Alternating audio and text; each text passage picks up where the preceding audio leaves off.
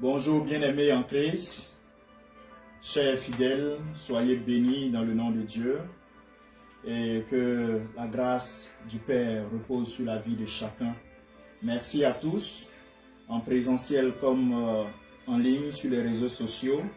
Nous sommes là à la gloire de notre Seigneur pour ce dimanche, pour ce message dominical, afin que le Seigneur soit béni en nos vies. Merci à tous, merci pour le temps de louange, le temps d'adoration, merci pour les offrandes, merci pour l'amour manifesté à Jésus. C'est l'occasion pour moi de bénir encore le nom de l'Éternel. Je suis très heureux, tout simplement parce que d'ici quelques heures, nous allons démarrer une campagne d'évangélisation dans l'ouest de l'Afrique, précisément en Côte d'Ivoire, particulièrement dans la ville de Tabo et environ. Nous serons là-bas déjà à partir de demain lundi, lundi 9 décembre 2024 jusqu'au vendredi 13 décembre 2024. Nous sortirons de là-bas le samedi 14 décembre 2024. Où nous allons glorifier le Seigneur, montrer la puissance de l'Évangile au travers de beaucoup d'activités sociales, au travers de l'annonce de l'Évangile. Quand il y a évangélisation, mon cœur est en joie. Je suis tout excité, je peux le dire ainsi, tout heureux. C'est l'occasion pour moi de bénir tous ceux-là qui vont prendre de leur temps, de leurs moyens pour s'y rendre à la gloire de Jésus. Merci pour les hommes de Dieu qui ont intégré cela dans leur calendrier pour glorifier le nom de Jésus. Merci pour tous les participants, que ce soit les médecins, que ce soit les infirmiers, que ce soit les pharmaciens, que ce soit les chantres, que ce soit l'organisateur, l'évangéliste. Nous bénissons tout un chacun. Tout un chacun. La restauration, nous bénissons tout un chacun. Merci pour les hommes de Dieu qui nous reçoivent, qui vont nous aider à manifester la puissance de l'évangile sur le terrain. Nous allons voir la main de Dieu, la puissante main de Dieu agir sur cette localité et dans les environs. Une fois de plus pour témoigner que Jésus est vivant, Jésus fait encore des miracles, Jésus est le meilleur. Que le Seigneur nous bénisse. C'était là, c'est cette joie qui m'anime en ce matin et je voulais vous la communiquer. Et cela est possible grâce à vos prières, grâce à vos participations financières, grâce au regard d'amour que vous portez sur notre Seigneur Jésus. Continuez ainsi car toute semence en Jésus produit une récolte certaine et sûre et agréable. Soyez bénis et que le Seigneur nous qualifie davantage, nous fortifie et nous emmène encore plus loin. Pour son nom et pour sa gloire. C'est dans le nom de Jésus que j'ai prié. Frères et sœurs, nous sommes aujourd'hui dimanche, notre message dominical. Nous allons prier. Prions. Excellent Père, je veux magnifier ton nom, te rendre toute la gloire, te remercier pour ce message, te remercier pour ce culte, te remercier pour chacun des cœurs, chacune des personnes qui aura à entendre. Père éternel Dieu, utilise ma voix. Seigneur Esprit Saint, que ma voix serve de canal pour que tu puisses apporter la restauration, la transformation, la vérité, l'honnêteté, l'intégrité, la droiture, la sanctification dans la vie et aussi permettre à ce que chacun soit convaincu non seulement d'accepter Jésus comme Seigneur et Sauveur et aussi d'être un témoin vivant de la gloire de Dieu sur cette terre avant qu'on puisse déjà te retrouver au ciel. Sois élevé, excellent Père. C'est dans le nom de Jésus que j'ai prié. Ensemble, nous pouvons dire Amen, Amen, Amen, Amen. Le Seigneur soit glorifié. Éternel Dieu, c'est notre Dieu, c'est notre leader. C'est celui-là qui nous inspire. C'est celui-là qui nous bénit. C'est celui-là qui nous a gardés, qui t'a gardé, qui m'a gardé. Et là, nous sommes là aujourd'hui. Nous avons entamé le mois de décembre. Le dernier mois de l'année 2024. Le dernier mois de l'année 2024. Le Seigneur a été fidèle de janvier jusqu'à aujourd'hui. Oui, nous avons l'assurance qu'il sera encore fidèle jusqu'à la porte de 2025. jusqu'à la porte de 2025. Et nous avons vu que l'Éternel a été bienveillant envers nous jusqu'à ce jour. Frères et sœurs, je vous conte cette histoire qui va introduire le thème de ce dimanche. Il s'agit d'un renard qui avait pour habitude de venir dans la cour d'un monsieur et se permettait de voler la volaille, les poulets de ce monsieur. Chaque fois, le monsieur se rendait compte que le renard était passé, un poulet avait disparu. Deux fois même, il voit le renard qui a pris le poulet, qui saute la clôture et qui part. Mais il est arrivé, comme toujours, un jour où le renard, dans sa forfaiture, s'est retrouvé empêtré, coincé dans la clôture. Le renard était coincé dans la clôture. Et le propriétaire de la cour et des volailles, ayant vu le renard en train de souffrir dans cette clôture, a approché. Et le renard, bien sûr, a commencé à se débattre. Mais plus le renard se débattait, plus la clôture faisait mal au renard. Il a fallu un moment donné que ce renard ne se débatte plus. Reste calme, s'abandonne, accepte la situation, s'abandonne au propriétaire de la maison. Quand le propriétaire de la maison a constaté que le renard était maintenant devenu calme, docile, qu'est-ce qu'il a fait? Il a permis au renard de sortir de ce piège de la clôture. Et le renard est parti en courant. 2 jours après, le même renard revient et qu'est-ce que le monsieur a fait? Il a mis de la nourriture, de la viande fraîche devant sa porte. Et ce même renard n'est plus allé vers le poulailler, mais a pris la nourriture, a passé la clôture, est parti.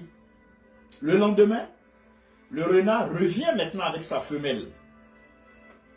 Et il trouve devant la porte de ce monsieur encore de la nourriture. Ils prennent tous les deux, renard mâle, renard femelle, ils prennent tous les deux, ils partent. Quelque temps après, ils avaient pour habitude de venir, parce que le monsieur prenait soin d'eux. Quelque temps après, ce n'est plus 2 renards, mais on se retrouve à 5 renards, c'est-à-dire ils ont eu des petits qui sont venus et qui venaient dans la maison du monsieur qui était vraiment attentif à leurs soins. Ça a permis à ce renard de ne plus voler parce qu'il savait qu'il pouvait trouver la nourriture avec ce monsieur-là, qu'il fallait juste le visiter, ne pas faire de bêtises dans la maison et ils étaient nourris. Pourquoi cette histoire? Tout simplement parce que nous aussi, hommes, nous les hommes, nous réagissons de la même manière avec Dieu. Dieu veut nous faire du bien. Dieu veut nous faire du bien. Voilà pourquoi il dit en Jérémie 29, le verset 11, que les projets qu'il a formés pour nous sont des projets de paix et de bonheur, de sorte à nous donner un avenir et de l'espérance. Mais qu'est-ce que nous faisons? Nous nous laissons empêtrer dans le monde, dans l'orgueil, dans le conflit avec le Seigneur. Nous luttons chaque fois avec le Seigneur qui veut nous faire du bien. Certains même ont peur de Dieu. Non, devenir chrétien va m'empêcher de vivre comme je vis dans le monde. Je ne veux pas laisser ma vie dans le monde. Pour devenir chrétien, pour suivre Jésus, je serai trop doux. Quand si je deviens chrétien, je serai trop doux. Si on m'agresse, on va me demander de pardonner, je vais pardonner. Mes frères et sœurs, comme ce renard qui s'est laissé, qui est devenu docile, il a été béni par cet homme. Dieu veut que tu sois aussi docile pour te bénir. D'où la raison de notre thème. Dieu attend ta reddition totale en cette fin d'année. Que tu t'abandonnes totalement à lui. Dieu, c'est notre thème de ce dimanche. Dieu attend ta reddition totale en cette fin d'année.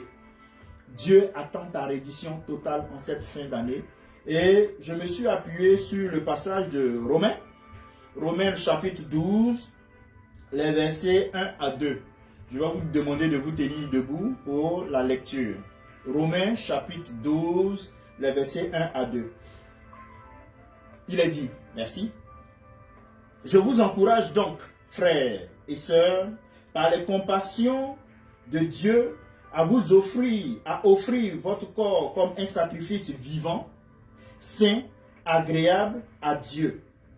Ce sera de votre part un culte raisonnable. Ne vous conformez pas au monde actuel, mais soyez transformés par le renouvellement de l'intelligence, afin de discerner quelle est la volonté de Dieu, ce qui est bon, agréable et parfait, frères et sœurs. Et parfait. Frères et sœurs,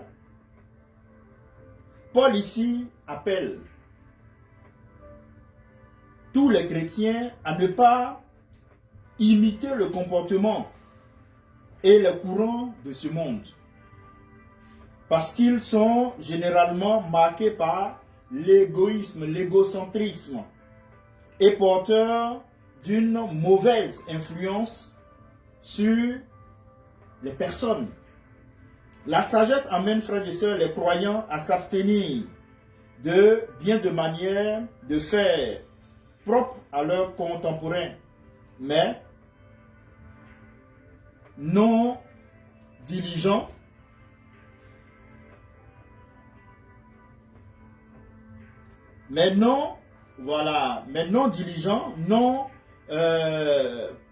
cette manière de faire, mais pas dans une dynamique de conformisme, voilà, mais non dans le conformisme des valeurs, voilà, excusez-moi, mais non dans le conformisme des valeurs de ce monde, et doit dépasser les simples questions de comportement et du monde.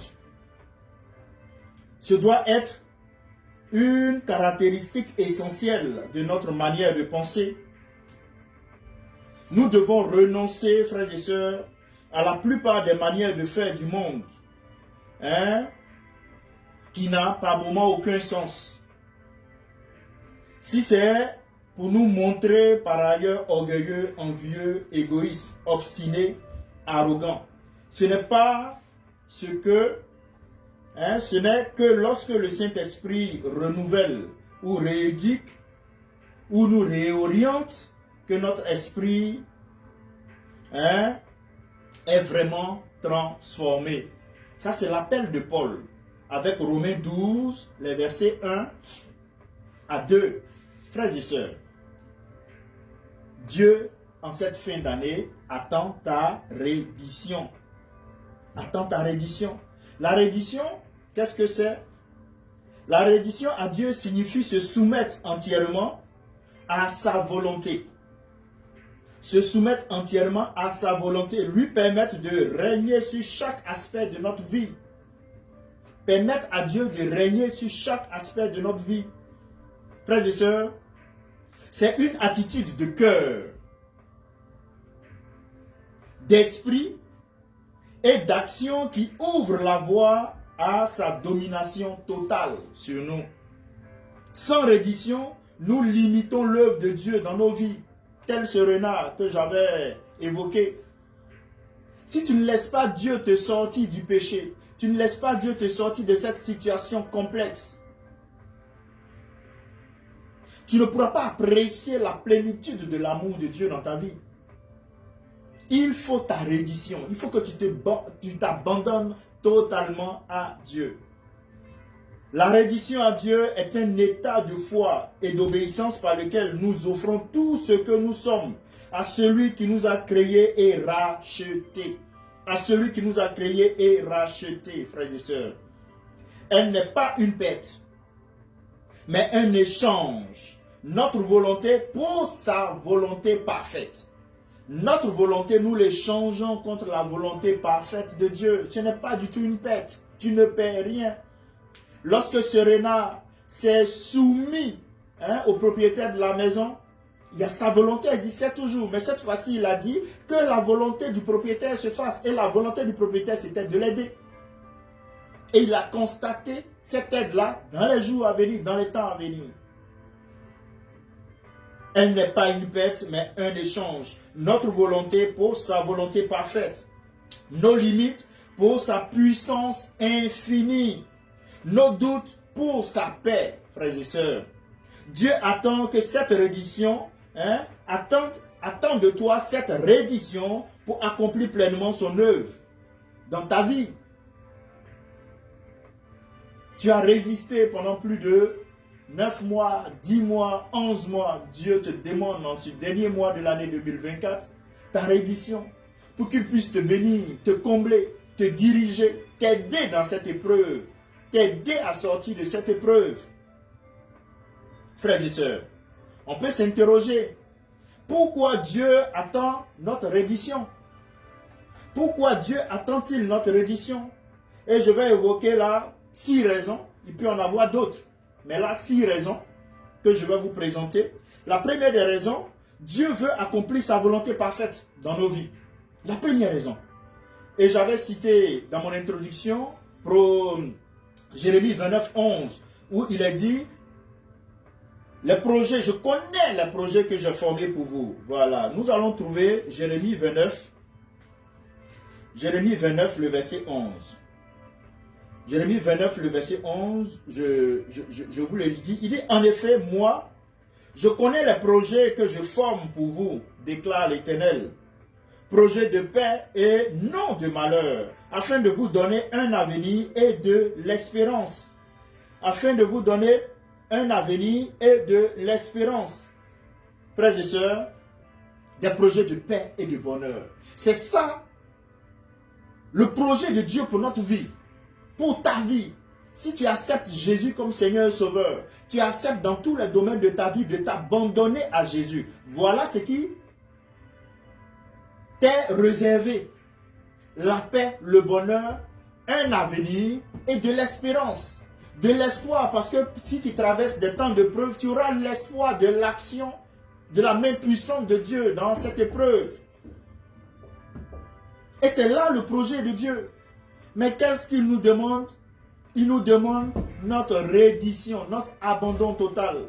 Romain l'a dit, nous offrons notre corps comme un sacrifice vivant. Tu as offert ton corps, tu ne t'appartiens plus, tu appartiens à Jésus-Christ. Paul pourra dire, ce n'est plus moi qui vis, mais c'est Christ qui vit en moi. Il y a sa volonté, mais il l'a troqué contre la volonté de Jésus-Christ. Ce n'est pas du tout une perte. Ce n'est pas du tout une perte, mon frère, ma soeur. Tu as tout à gagner, à tronquer, à échanger ta volonté contre celle de Jésus. Ta volonté contre celle de Jésus. Tu as tout à gagner à le faire. À tronquer ta volonté contre la volonté parfaite de Jésus. À tronquer tes limites contre, pour la puissance infinie de Dieu. À tronquer tes doutes pour la paix de Jésus-Christ. Tu as tout à gagner en le faisant, mon frère, ma soeur. Et Jérémie 29 le stipule, le dit de façon très explicite. Le projet de Dieu, c'est la paix, c'est le bonheur, c'est un avenir, c'est de l'espérance. La paix à toute épreuve. Le bonheur dans la situation dans laquelle on se retrouve. Tu es heureux parce que tu es dans cette situation à la gloire de Dieu le Père. À la gloire de Dieu le Père. Et quelles que soient les tempêtes autour de toi, tu as cette sérénité, cette paix-là qui t'habite. Cette paix-là qui t'habite. Et il te donne un avenir qui va maintenant s'appuyer sur l'espérance que la situation dans laquelle tu es peut s'améliorer, va s'améliorer dans le nom de Jésus. Tout ce que vous demandez dans la prière par la foi, croyez que vous l'avez reçu. Ce sont des dimensions dans lesquelles tu es engagé. Lorsque Dieu te donne un avenir, lorsque Dieu te donne de l'espérance. Frères et sœurs, la première raison pour laquelle tu dois te remettre totalement à Dieu, pour laquelle Dieu attend ta reddition, c'est qu'il a un projet de paix pour toi, sa volonté parfaite, il veut l'accomplir dans ta vie. La volonté parfaite de Dieu, je ne parle pas de la volonté permissive, la volonté parfaite de Dieu dans ta vie. La deuxième raison, mon frère et ma soeur, c'est que Dieu attend que tu t'abandonnes à lui parce qu'au travers de la reddition, est libéré le contrôle La reddition libère le contrôle de notre vie à Dieu. Quand ce renard qui était coincé dans la clôture, mais sa vie dépendait du propriétaire de la maison qui pouvait faire du renard tout ce qu'il voulait. Et le propriétaire de la maison, avec de bonnes intentions, avec de l'amour, a décidé de libérer, donc la liberté que Jésus nous accorde, et de prendre soin en nous donnant ce dont nous avons besoin. Voilà pourquoi le Seigneur veille à ce que nous ayons le pain quotidien. Nous ayons le pain quotidien dans ce cadre. Nous ayons la santé qu'il faut. Donc plus tu fais confiance, plus tu es docile vis-à-vis du Seigneur, plus tu t'abandonnes au Seigneur, le Seigneur a la latitude de donner, de diriger ta vie. En nous appuyant sur lui, il rendra nos sentiers droits. Quand tu t'appuies sur le Seigneur rend tes sentiers droits. Parce que c'est lui ton bouclier, c'est lui ton socle.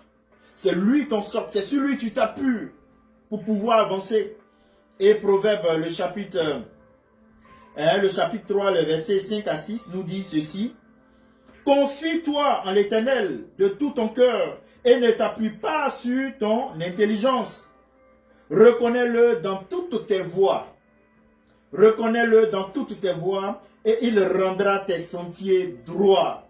Frères et sœurs, lorsqu'on s'appuie sur Dieu, lorsqu'on s'appuie sur Jésus-Christ, il rend nos sentiers droits. Même si tu es sur des sentiers escarpés, le Seigneur les rend droits.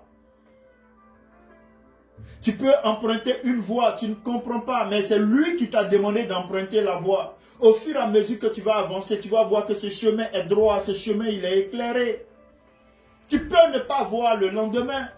Tu peux voir des débuts qui sont des débuts faibles, parce que toi-même tu es limité. Mais crois au Seigneur, crois en lui, celui-là qui t'a appelé, celui-là qui a permis à ce que son fils vienne, prenne la condition humaine, meure, ressuscite. Celui-là ne va pas t'abandonner parce que il a permis que Jésus connaisse la mort et il le ressuscite pour dire que maintenant nous avons totale victoire sur la mort en Jésus. Mais pourquoi faire autant un tel sacrifice et puis aujourd'hui venir t'abandonner? Pourquoi faire un tel sacrifice et puis aujourd'hui vouloir, le Seigneur va trouver plaisir à te voir souffrir? Non! Frères et sœurs, Dieu attend ta reddition. Dieu attend que tu t'abandonnes totalement à lui. C'est en cela que tu pourras constater son amour. Tu pourras constater que les sentiers sont transformés. Tu pourras constater que tes voies sont des voies aplanies. Pour que tu puisses marcher en toute sécurité. Pour que tu puisses marcher en toute paix. Pour que tu puisses marcher en toute quiétude. Mon frère, ma soeur, Dieu attend ta reddition. Et la reddition libère le contrôle de notre vie à Dieu. Donne le contrôle de notre vie à Dieu. C'est plus nous qui avons cette boussole-là pour diriger notre vie, mais c'est Dieu qui a cette boussole. Et il te dira aujourd'hui, va ici. Il te dira aujourd'hui, fais cela parce que en cela tu trouveras ton épanouissement. Troisième raison pour laquelle Dieu attend notre reddition, c'est que Dieu agit pleinement dans les cœurs soumis. Dieu agit pleinement dans les cœurs soumis. Dieu agit pleinement dans les cœurs soumis, frères et sœurs. Et là, je vous invite à Jacques.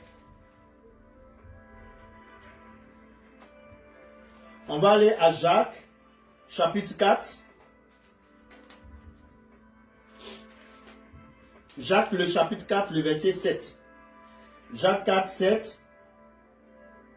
Il a dit, vous verrez que soumettez-vous donc à Dieu, mais résistez au diable et il fuira loin de vous.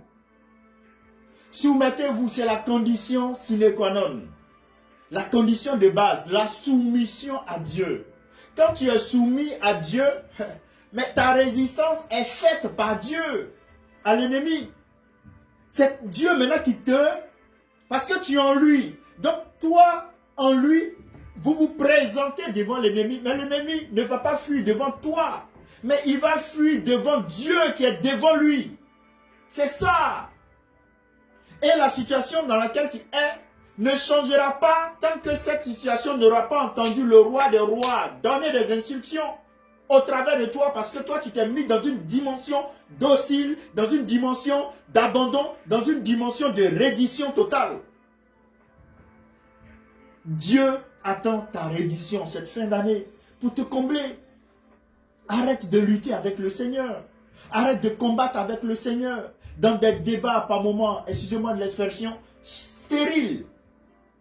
Des débats stériles. Dieu t'aime. Sinon, il n'allait pas permettre, depuis la déchéance de l'humanité, permettre que le plan salvateur, le plan de la rédemption, Jésus-Christ, vienne. Il a tant aimé le monde qu'il a donné son Fils unique, afin que quiconque croit en lui ne périsse point, mais ait la vie éternelle. Tu es à l'intérieur de ce quiconque. Quiconque croit en Jésus ne périsse point, mais ait la vie éternelle, mon frère et ma soeur. Soumets-toi, résiste, et l'ennemi fuira. La soumission à Dieu nous donne la victoire sur l'ennemi. Tu es assailli par l'ennemi, mais Dieu te dit, viens prendre la force en moi. Garde la position en moi. Garde tes deux pieds en moi. Ça veut dire que tu es enraciné en Jésus. Les fondements, les commandements de Jésus sont en toi. Jésus a dit que si vous m'aimez, mais gardez mes commandements. Donc en manifestant ton amour pour Jésus, tu gardes les commandements de Jésus. Et Jésus nous dit que lui, il est dans le Père. Que nous, si nous sommes en lui, nous sommes unis à lui aussi dans le Père. Donc ça nous montre d'ici déjà notre soumission. Et à partir du moment où nous sommes soumis à Dieu, nous sommes abandonnés à Dieu, c'est lui maintenant qui prend le pas lorsque l'ennemi vient nous attaquer. Parce que dans cette dimension, le Seigneur va combler nos incapacités. Dans cette dimension, le Seigneur va combler nos limitations et nous rendre capables. Voilà pourquoi il pourra dire en Philippiens 4:13, je puis tout par celui qui me fortifie. Parce que celui qui me fortifie, je me suis soumis à lui. Je me suis soumis à lui. Je me suis soumis à lui. Celui qui me fortifie. La quatrième raison, frères et sœurs, pour laquelle nous deux, Dieu attend notre reddition, c'est que Dieu réclame tout notre être. Ce n'est pas une reddition partielle. Ce n'est pas une reddition partielle. Ce n'est pas un abandon partiel. Dans certains domaines de nos vies, on s'abandonne au Seigneur, mais dans d'autres domaines, nous sommes encore dans le monde. Nous sommes encore dans le conformisme, comme on l'a lu tout à l'heure dans Romains 12. Le verset 1 est précisément le verset 2. Il dit, ne vous conformez pas au siècle présent. Mais nous disons que nous nous abandonnons totalement à Dieu, mais nous sommes encore dans le monde, dirigés par le monde, assaillis, aimant le monde. Développant l'orgueil, développant la convoitise, développant la jalousie, la méchanceté, la haine. Non. Frères et sœurs, on a lu Romains 12, le verset 1. Et Dieu attend que nous nous abandonnons totalement à lui. Nos corps, nos cœurs, nos esprits doivent être consacrés à lui comme un sacrifice vivant. Tu ne vas pas être consacré quand tu es mort. C'est vivant que tu vas te consacrer totalement en laissant les valeurs du royaume de Dieu se manifester en toi. L'intégrité, l'honnêteté, la sanctification, la droiture, la vérité, l'amour, la tempérance, tous ces éléments, les fruits de l'esprit contenus dans Galates 5, 22.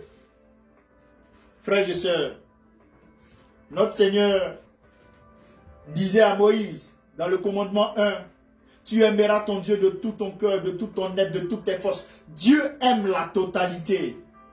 Voilà pourquoi j'enseigne sur la constance dans la relation, dans l'intimité avec le Seigneur. Il faut être constant, il faut être total. Il ne faudrait pas être partiel. En fonction des saisons, je suis fidèle. En fonction de la situation, je suis fidèle. Après, je suis désobéissant. Après, je suis fidèle. Après, non, sois constant. Sois constant dans ta relation. Dieu aime la totalité, pas la partialité. Tu es partiel dans ton attachement au Seigneur, dans ton intimité au Seigneur, dans ta sanctification, tu es partiel. Certains domaines de ta vie sont contrôlés par Dieu, d'autres domaines, tu interdis l'accès à Dieu là. Non, mon frère, ma soeur. Dieu attend ta reddition en cette fin d'année pour te bénir. Pour te bénir. Il veut que tu lui offres ton corps totalement. Il veut que tu lui offres ton cœur totalement. Il veut que tu lui offres ton esprit totalement. Et tout ceci doit être consacré à lui comme un sacrifice vivant. Cinquième raison pour laquelle Dieu attend notre reddition. Oui, une reddition totale pour discerner sa volonté. Comme le dit Romains 12, le verset 2. Quand tu es un abandon total à Dieu, Dieu maintenant te communique cette capacité de pouvoir discerner sa volonté. Tu discernes sa volonté. Il te dira, parle, prophétise, annonce, dis, agis. Et comme tu discernes la volonté de Dieu, tu t'inscris dans la volonté de Dieu, ça donne miracle, ça donne accomplissement, ça donne exaucement, ça donne puissance de Dieu. Ça appelle le surnaturel dans le naturel dans lequel nous sommes. Sans soumission, frères et sœurs, nous restons attachés aux standards du monde et empêchons la transformation divine.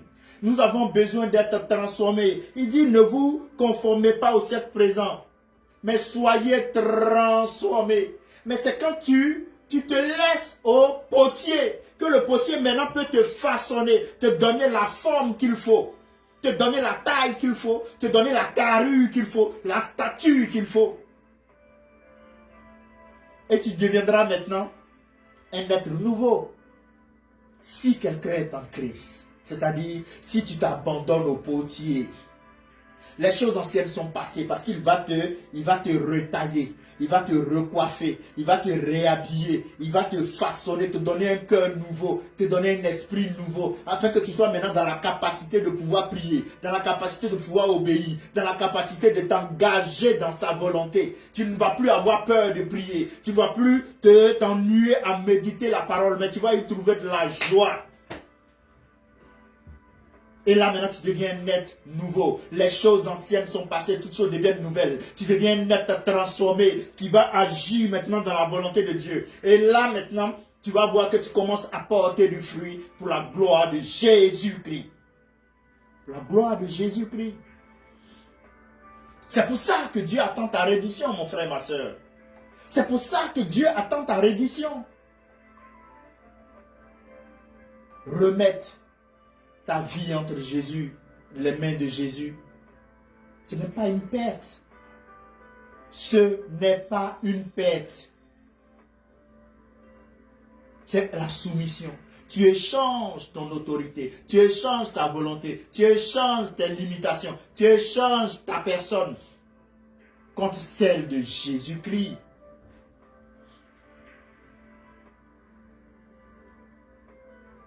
Frères et sœurs, la sixième raison pour laquelle Dieu veut notre reddition, c'est que Dieu veut régner sur chaque domaine de notre vie.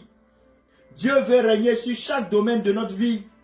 Et nous avons intérêt à laisser Dieu régner sur chaque domaine de notre vie.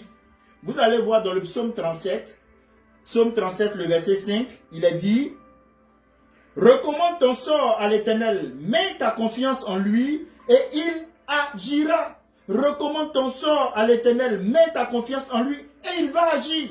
Tu veux voir Dieu agir? Recommande ton sort à l'Éternel. Mets maintenant ta confiance en lui. Dépose en lui toute ta foi. Tu n'as pas de plan secondaire, tu n'as pas de plan B. Tu n'as pas de plan B. C'est Jésus ou Jésus. C'est Jésus ou Jésus. C'est abandon ou abandon. C'est dépendance à Jésus ou dépendance à Jésus. Il n'y a pas une autre solution parallèle. Il n'y en a pas. Recommande ton sort à l'Éternel. Mets ta confiance. Ça dit, c'est ta volonté que tu prends toi-même. Tu prends cette volonté et puis tu la déposes en Jésus. Il dit, mets ta confiance en lui. Dépose ça en lui. Donc c'est volontaire. Tu ne déposes pas par contrainte. Pas par contrainte. Pas parce que Tu regardes l'autre qui est en train de déposer sa confiance, donc tu veux faire comme. Non, tu es conscient, tu as recommandé ton sort parce que tu sais qu'il a la solution, tu prends ta confiance, tu la déposes et tu vas voir. Il a dit, conséquence, il agira. La parole de Dieu est vérité. Elle est vivante, elle est efficace, semblable à un couteau à double tranchant capable de séparer âme et esprit, jointure et moelle, qui sonde les pensées les plus secrètes et nos émotions, nos sentiments quelconques. Et elle est vraie. Dieu tient ses promesses. Car aucune parole relâchée par le Seigneur ne retourne à lui sans avoir été accomplie. Voilà pourquoi Dieu attend ta reddition, mon frère et ma soeur. Dieu attend ta reddition. Tout ce que nous retenons pour nous-mêmes devient un obstacle à sa souveraineté. Tout ce que nous retenons pour nous-mêmes devient un obstacle à sa souveraineté. Dieu est souverain, il a besoin d'être souverain dans ta vie. Il a besoin d'être souverain dans ta vie. Pourquoi est-ce que tu veux contrôler ta vie, contrôler un pan de ta vie? Même l'éducation de tes enfants, Dieu est souverain là. Même la gestion, même aujourd'hui, on parle de réchauffement climatique. Les réflexions doivent être soumises à Dieu. C'est lui qui a conçu le monde. C'est lui qui sait si les ressources peuvent finir ou pas, pas l'intelligence d'un expert ou d'un homme. Non. Non. Il faut soumettre cela à Dieu. Les hommes ont une capacité parce que Dieu leur a donné une intelligence à un certain niveau. Mais l'homme a des limites.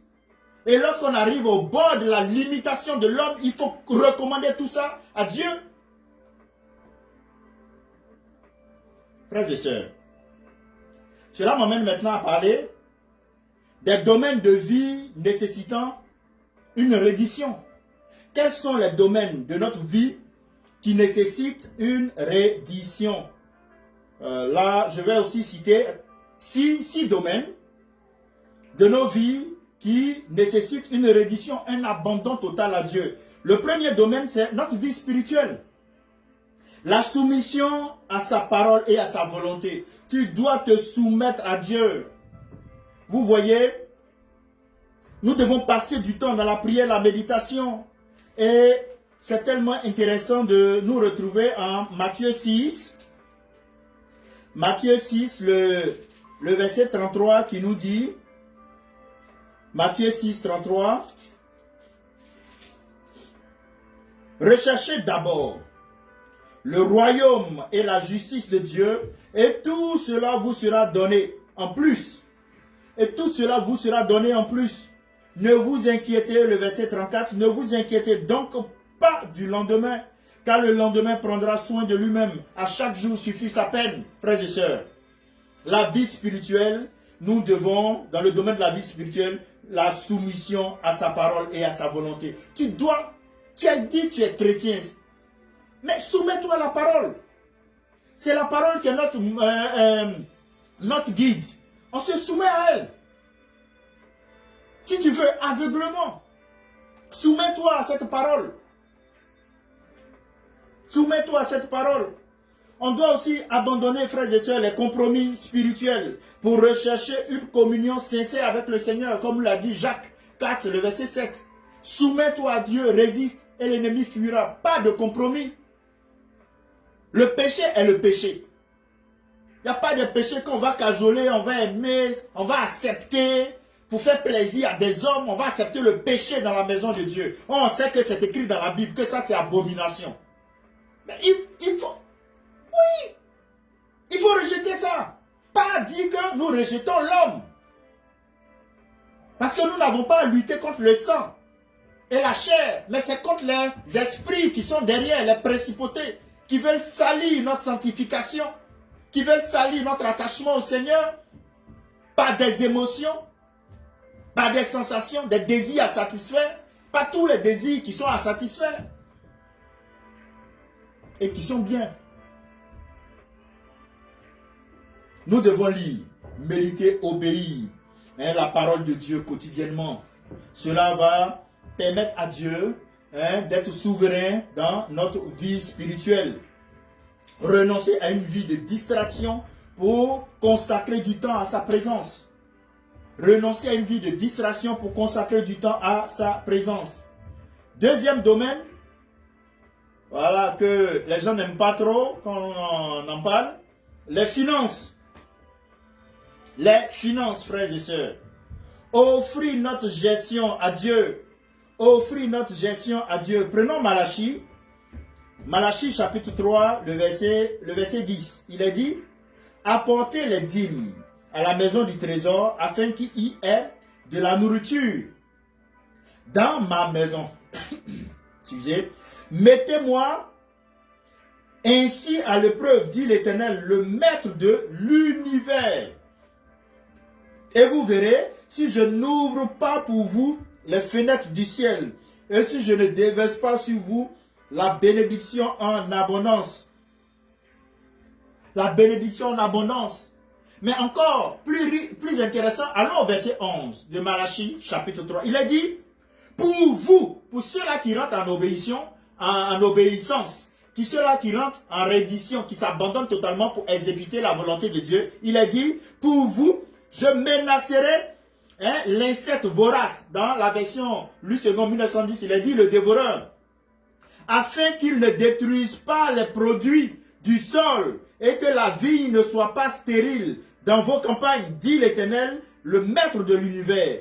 Toutes les nations vous déclareront heureux, car vous serez un pays de délices, dit l'Éternel, le maître de l'univers, frères et sœurs. Il menacera pour nous le dévoreur.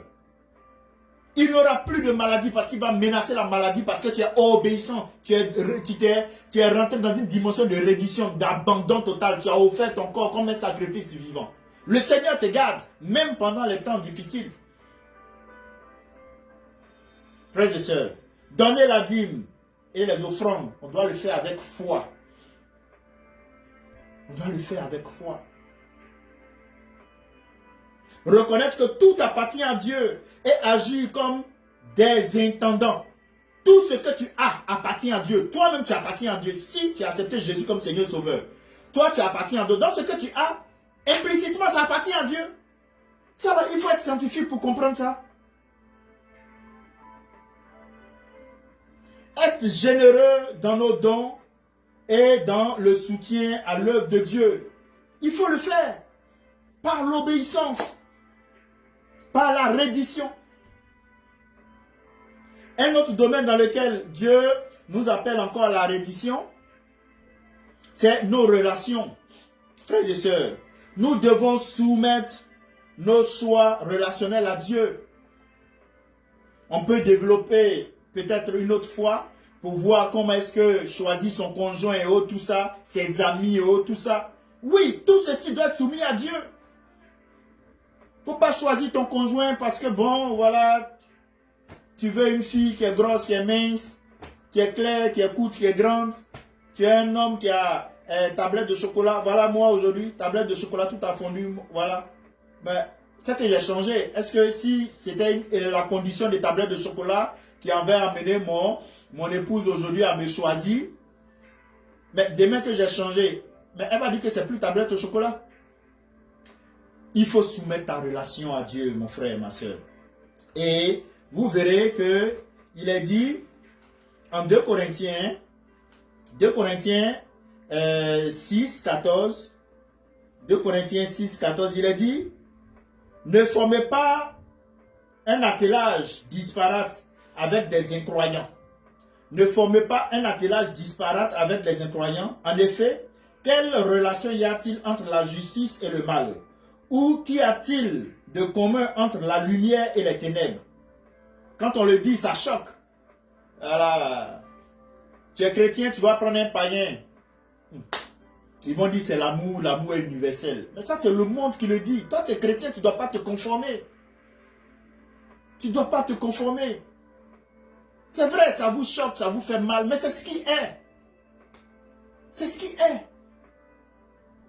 Si tu veux avoir une vie qui plaît au Seigneur, où le Seigneur est souverain, c'est ce que tu dois faire.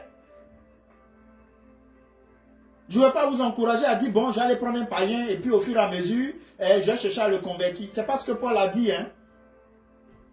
Paul a parlé de ceux-là qui étaient déjà dans une situation à qui on a apporté l'évangile. Ils n'étaient pas chrétiens. Donc, ils n'avaient pas la connaissance. À qui on a apporté l'évangile et il y a un, peut-être soit les deux sont convertis, gloire au Seigneur, ou un se convertit. Si c'est la femme qui est convertie, au travers de son comportement de soumis, respectueux, elle peut gagner son époux. Mais on n'a pas dit, comme toi tu es chrétien, il faut aller prendre non-chrétien, et puis tu vas te soumettre, et puis il va te gagner. C'est dans ça que vous vous retrouvez, parce que vous aimez la facilité. Frères et sœurs, aimez selon le modèle de Christ, même lorsque cela est difficile. Il faut aimer selon le modèle de Christ, même lorsque cela est difficile. Offrir nos liens et nos choix relationnels à Dieu. Pardonner et aimer nos ennemis, comme Christ l'a fait, comme on le voit en Matthieu 5, 44. Prier pour que Dieu guide nos amitiés, mariages et collaborations. Avec qui tu collabores dans tes affaires. Il faut prier pour ça. Même dans le ministère, tu collabores avec qui? Des gens inconstants. Même pas dévoués, pas engagés, pas respectueux, pas polis. Il faut prier. Un autre domaine, la santé. Confier nos corps à Dieu. Et je vais lire 1 Corinthiens 6.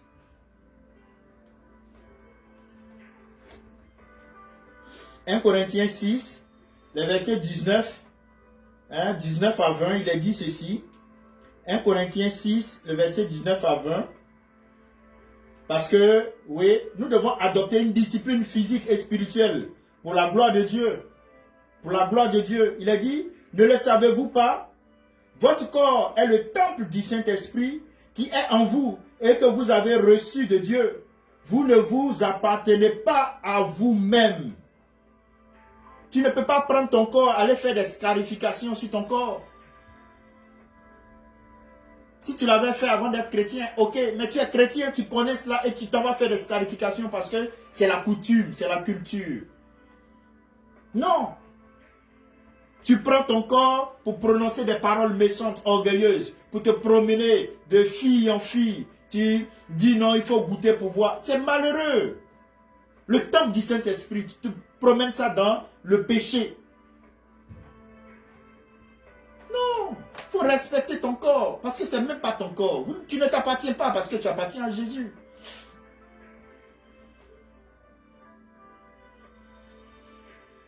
Frères et sœurs, la cinquième raison, le cinquième domaine, c'est nos projets et nos rêves. Nos projets et nos rêves. Abandonner notre volonté à Dieu. Abandonner notre volonté à Dieu, frères et sœurs, comme on l'avait cité dans le psaume 37, le verset 5. Abandonner nos plans à sa direction. Nous devons chercher sa direction avant de prendre de grandes décisions. Toujours chercher la direction de Dieu. Croire que les plans de Dieu sont les meilleurs pour notre vie. Croire que les plans de Dieu sont les meilleurs pour notre vie, frères et sœurs. Jésus, dans le jardin de Gethsémani, disait, non pas ma volonté, mais la tienne. Parce qu'il sait que lui, il avait un plan. Mais son plan, là, ça ne glorifie pas Dieu. Il dit, non, j'abandonne ce plan. Donc, tu peux avoir un plan dans ta vie qui ne glorifie pas Dieu. Laisse la volonté de Dieu s'accomplir. Et notre Seigneur l'a dit en Luc 22, 42, vous pouvez constater cela. Non pas ma volonté, mais que ta volonté soit faite. Il faut que tu en arrives à ça. À demander à ce que la volonté de Dieu se fasse dans ta vie, même si ce n'est pas ce que tu veux dans l'instant. Mais à la suite, frères et sœurs, tu vas comprendre que tu as fait le bon choix. Il faut soumettre tes projets de carrière, d'études, de vie personnelle à la volonté de Dieu. Il faut le faire. Il faut le faire. Le sixième domaine, les épreuves. Frères et sœurs, nous devons accepter la souveraineté de Dieu dans les défis, comme le dit Romains 8, 28, tout concourt au bien de ceux qui sont appelés selon le dessein de Dieu. Frères et sœurs, fais confiance à Dieu même lorsque les réponses tardent. Il a dit à Abraham de partir. Il a dit à Abraham, il va faire d'Abraham une multitude. Mais, enfant, là, un homme est venu 25 ans après. Toi, tu attends 2 jours, tu es impatient. 1 mois, tu es impatient. 1 an, tu es impatient. J'ai trop duré dans le ministère, je ne vois rien. J'ai été fidèle pendant 5 ans, je ne vois rien. Donc maintenant, je me mets dans le monde. Fais confiance à Dieu même lorsque les réponses tardent. Crois que Dieu transforme toute situation pour notre bien. Et c'est ça. C'est cette attitude qu'il faut avoir, mon frère et ma soeur. C'est cette attitude. Quand tu n'as pas cette attitude, ce qui m'amène maintenant à parler de mon troisième point, les obstacles à la reddition. Qu'est-ce qui fait que vous ne vous abandonnez pas totalement à Dieu? Hein? Le premier élément, c'est la peur de perdre le contrôle. Quelqu'un me disait, non mais si je deviens chrétien, et les filles là, qui va courir les filles, il y a beaucoup de filles dans le monde, il y a peu de garçons, il faut que au moins quand je prends 3-4, là au moins j'arrive à équilibrer, faire plaisir à cette fille là. Si je deviens chrétien, on va me dire d'avoir une seule femme. C'est terrible. La peur de perdre le contrôle. La peur de perdre le contrôle. Frères et sœurs, nous craignons souvent de perdre notre plan. Mais Dieu sait mieux que nous ce qui est bon pour nous. La volonté parfaite de Dieu, ce n'est pas la polygamie.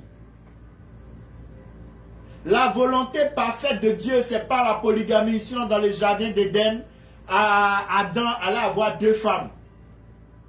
Jésus allait naître dans une famille où il y a 2 femmes. Ou la polyandrie. Ce n'est pas la volonté parfaite de Dieu. Donc ne vous asseyez pas sur ça. Allons dans la perfection, dans la sanctification. Recherchez ce qui plaît au cœur de Dieu, sa volonté parfaite. Mais pour satisfaire vos désirs personnels, vous vous justifiez des choses pour aller dans la polygamie, encourager la polygamie.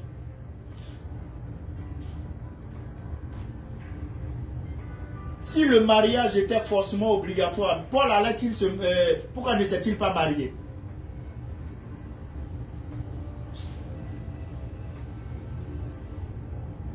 La peur de perdre le contrôle. Deuxième élément qui crée obstacle à la reddition, c'est le doute de la fidélité de Dieu. Le doute qu'on a de la fidélité de Dieu.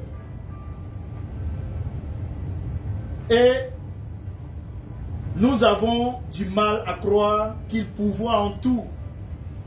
Quand tu as du mal à croire qu'il pourvoit en tout, tu vas te chercher à aider Dieu. Abraham a cherché à aider Dieu. Ça a donné Ismaël.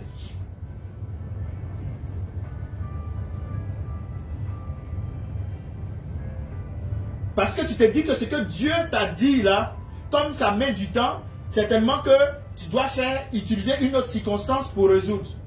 Non, il faut s'abandonner. La reddition totale. Laisse Dieu agir selon ce qu'il t'a communiqué, selon les promesses qu'il a laissées dans sa parole. Troisième obstacle à la reddition, c'est l'orgueil et l'indépendance. Et là, lorsqu'on lit Jacques chapitre 4, le verset 6, il est dit: cependant, la grâce qu'il accorde est plus grande encore. C'est pourquoi l'Écriture dit: Dieu s'oppose aux orgueilleux, mais il fait grâce aux humbles. Dieu s'oppose aux orgueilleux, mais il fait grâce aux humbles. Et donc, tu n'arrives pas à t'abandonner totalement à Dieu parce que tu recherches l'indépendance. Aujourd'hui, les nations cherchent l'indépendance, les hommes cherchent l'indépendance, les femmes cherchent l'indépendance, les enfants cherchent l'indépendance, ça donne du désordre. Un enfant qui est dans une famille, papa, maman, à un moment donné, il dit non, lui, il est indépendant. Il n'est même pas à même de payer le loyer, de payer lui-même ses couches culottes. Mais il dit, il veut être indépendant. Ça ne marche pas. Les femmes qui s'élèvent, nous aussi, on veut être indépendantes. Femme forte, femme truc, c'est indépendante. Après, c'est pour utiliser des sextoys.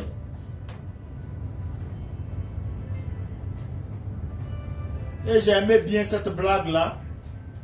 On dit, bon, les femmes indépendantes, le féminisme, l'homme et la femme sont égaux, juste pour rire, parenthèse. Hein, cette blague que j'ai reçue, la femme et l'homme sont égaux. Ah, mais le monsieur dit, ah d'accord, il pose la question à la dame, c'est vrai que la femme et l'homme sont égaux? Elle dit oui, bien sûr, parce qu'elle est féministe. La femme et l'homme sont égaux, il dit, ah d'accord. Donc, si elles sont égaux, ça veut dire qu'il n'y a pas de femmes battues. Il n'y a que des femmes qui ont perdu des combats. Et ils sont égales. Ou ils sont égaux si vous voulez. Dieu a créé le foyer. Dieu a créé la famille. L'homme, le chef, la femme, l'aide. Chacun a son rôle. Éphésiens 5, il est dit, hommes, aimez vos femmes. Femmes, soyez soumises. Être soumise, c'est pas dire que tu es inutile, tu ne sais rien, tu n'as pas de force. Une aide à...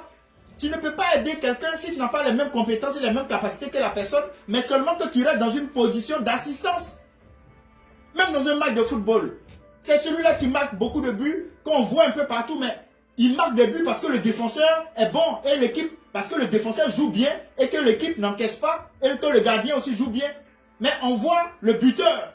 Mais qui fait qu'il lui marque les buts? C'est ça. Et quand tout le monde veut devenir star, mais ça devient un problème, tout le monde veut être indépendant.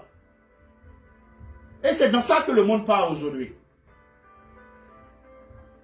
L'orgueil et l'indépendance, le refus de dépendre entièrement de Dieu, bloquent sa bénédiction dans notre vie, frères et sœurs. Je vais aller au résultat de la reddition. Quand nous nous abandonnons à Dieu, qu'est-ce que nous recevons? Nous recevons la paix intérieure, la joie surnaturelle, la paix parfaite dans toutes les circonstances, comme le dit Philippiens 4, les versets 6 à 7. Nous recevons aussi, en deux, une vie remplie de la puissance et de la présence de Dieu, comme le dit Acte 1, le verset 8. Troisième résultat de la reddition, c'est des bénédictions abondantes dans tous les domaines, comme le dit Éphésiens chapitre 3, le verset 20.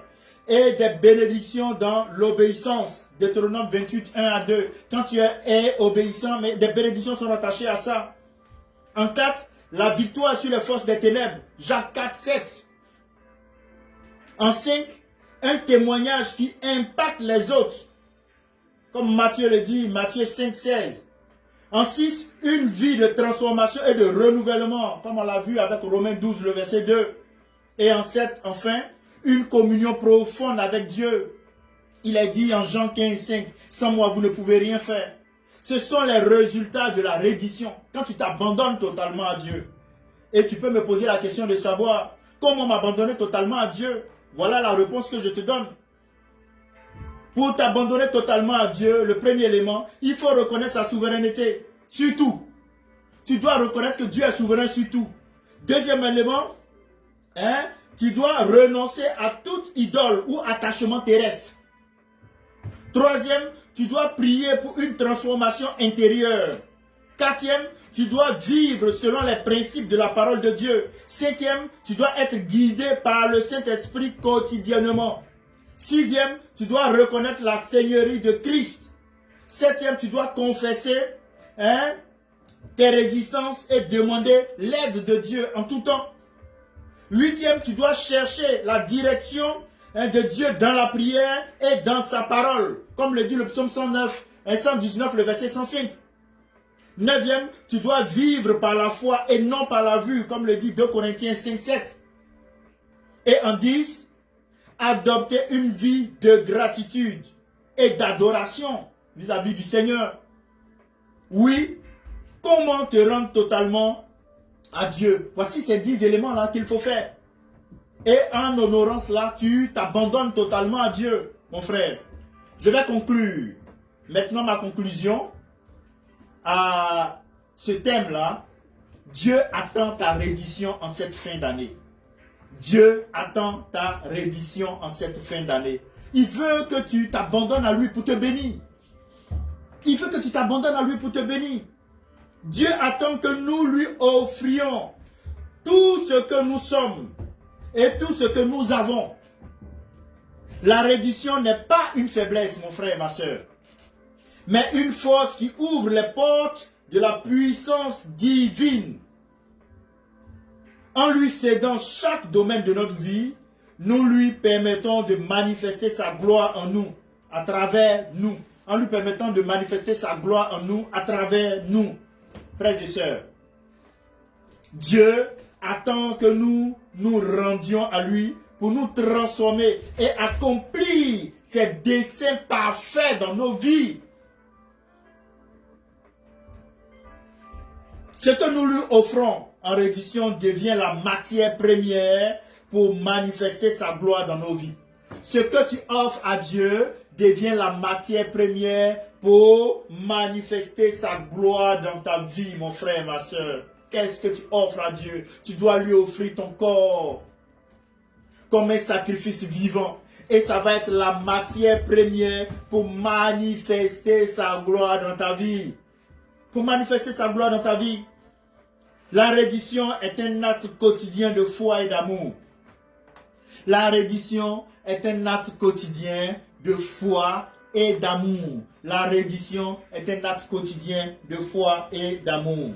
Frères et sœurs, voici mon appel. Nous devons prendre maintenant là un temps de prière.